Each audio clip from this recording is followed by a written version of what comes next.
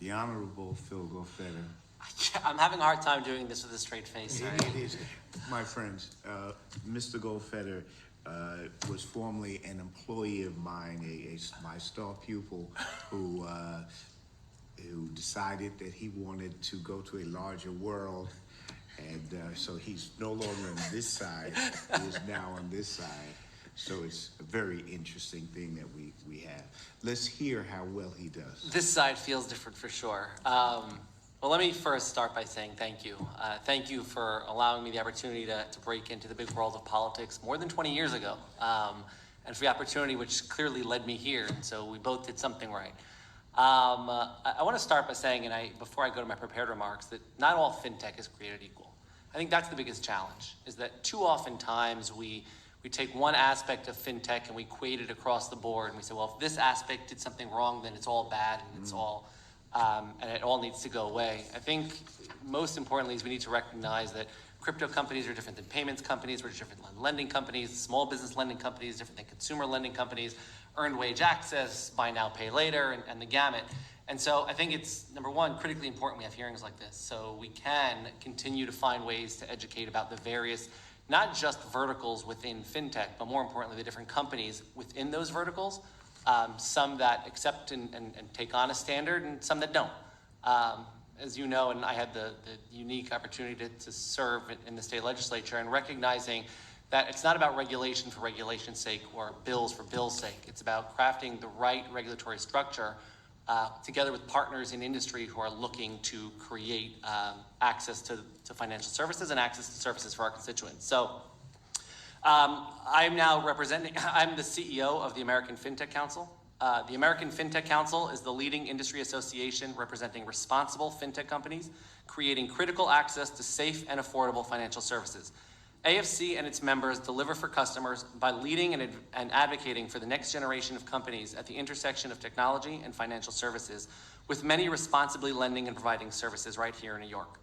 We foster innovative, transparent, and responsible products that promote competition, consumer protection, and financial health, inclusion, sound public policy, and equity. AFC is committed to robust industry standards with a focus on consumer protection and regulatory compliance, in addition to advocating for and embracing fair government regulation.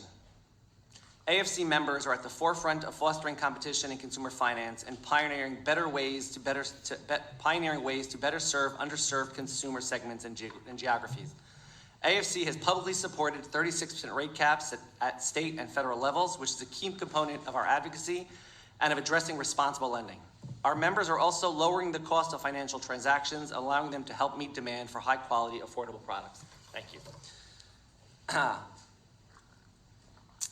AFC supports policymakers, regulators, and other stakeholders on solutions to issues that regulators and others have emphasized throughout public discussions around financial technology oversight.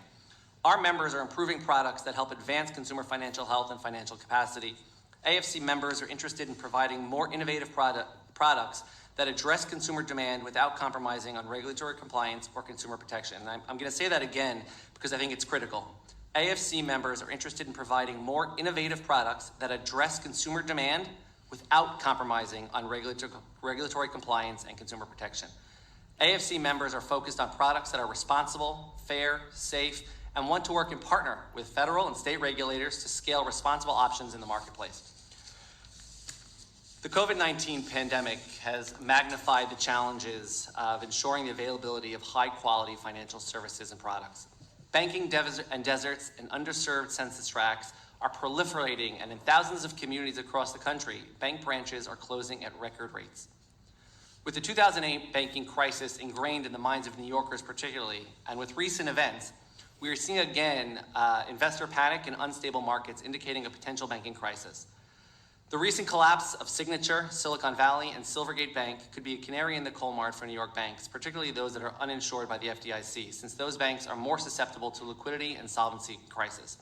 Economic downturns cause everyday New Yorkers to suffer. Their health outcomes, state of mind, and quality of life depend on functioning capital markets.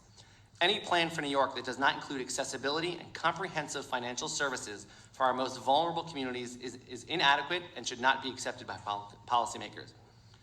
Regulated and responsible fintech companies are poised to lead the future of financial services as we break down the traditional barriers to capital and reach families and businesses traditionally left behind.